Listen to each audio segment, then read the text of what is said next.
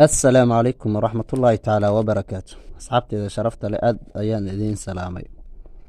waxaan maanta idiin wadaa 6 qodob oo haddii mid ka mid ah bulshada ay kugu barato ay ku taqaano qof xun. waa 6 qodob oo lagu ogaan karo qofka xun. qodobka koobaad waa beenta.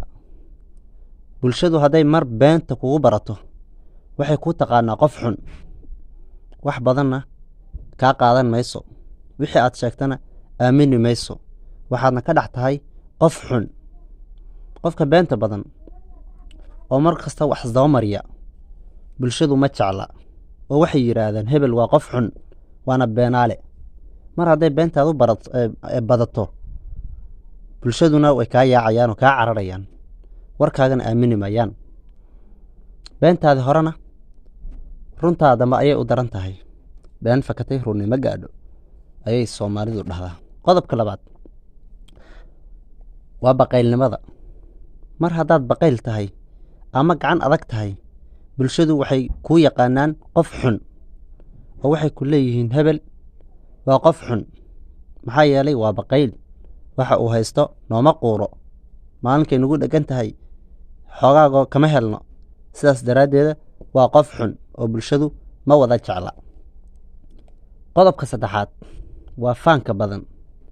qofka faanka badan leh oo maanta oo dhan dadka u faanfaano oo yiraahdo horumarkiisa iyo waxyaabahaas dadka ugu faanfaano bulshadu ma jecla. waxay leeyihiin hebel waa qof xun oo waxa uu yahay iyo wax uusan ahaynba wuu ka sheekeeyayo waa faan badan yahay, waa qof xun. qodobka afraad waa dad isku dirka.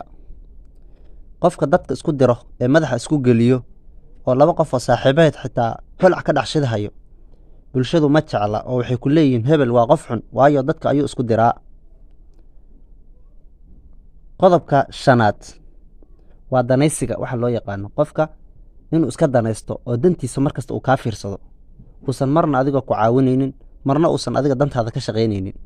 bulshadu ma jecla qofka dantiisa markasta ka shaqaysto oo dantaadana aan ka shaqaynaynin.